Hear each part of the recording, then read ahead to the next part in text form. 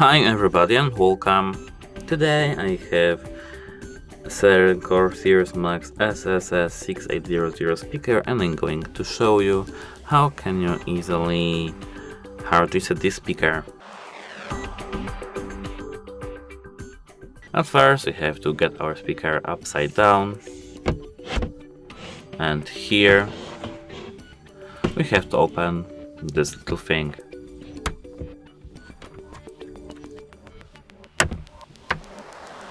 Here, as you can see, we have aux port, USB type A port and USB type C port and a little thingy, little hole over here.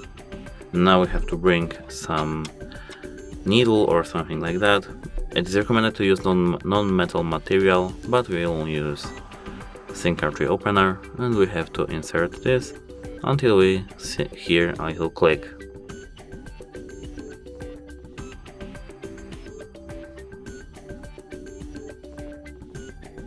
Now our device should be hard resetted.